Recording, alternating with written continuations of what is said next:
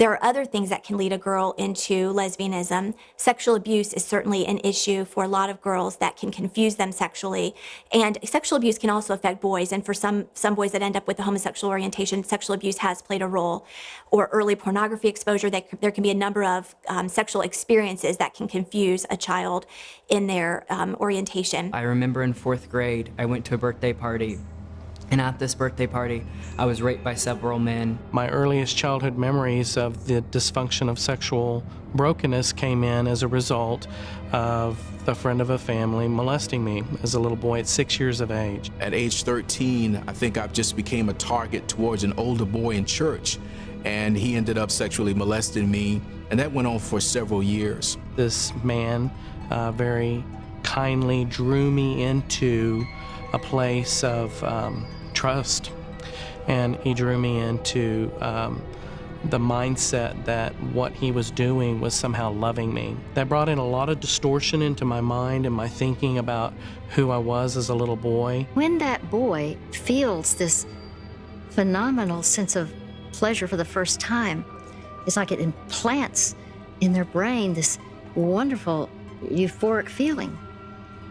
So they can think, oh, I must be a homosexual. I hated the fact that he touched me, but there came a point to where I almost wanted him to do it. It was very, very conflicting to me. Growing up, I was sexually abused. From there, I got into drugs and alcohol. When I was sexually abused, I remember thinking, at least I'm getting some attention. He spoke over me and said, the reason why this is happening to you is because you wanted this to happen. And what's so traumatic for an abused person is those words sink into them. I was molested as a young boy from somebody else in my family.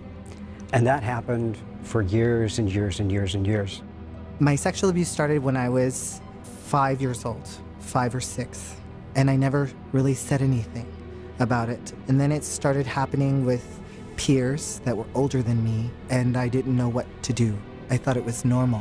They think it's natural, but that does not define any person when there is inappropriate touch. I thought that I was the reason why this was happening. As you can imagine, that certainly made me very confused about who I was. When I was 4 years old, I was sexually molested by a teen. It started from thoughts like, maybe this is okay. If this is okay, let's try it out. And then I started to like trying it out. I somehow felt responsible for what had happened.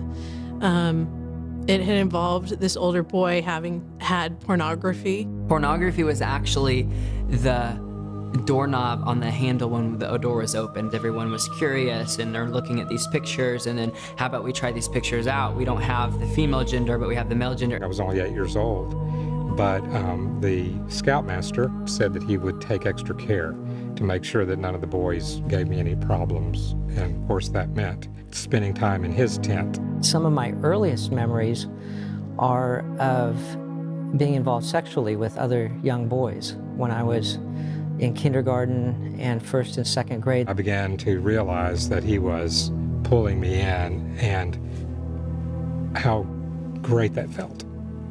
How that felt like what I thought my dad should be doing. One of the lessons that I learned was that if you get close to a guy, it's going to turn sexual, and I didn't want that to happen. Things progressed fairly rapidly into a very violent situation on a camp out. But actually, what happened afterwards was worse. I would pray over and over again for forgiveness. I felt a lot of intense guilt and shame about those experiences. When we went back home, I told my brother. And my brother, who loved his scoutmaster and was embarrassed by his little brother, just hauled off and hit me as hard as he could, a pain that I've never forgotten, and said, "Don't you ever say that again." I told my mother, and she said, "It's not nice to make things up about people."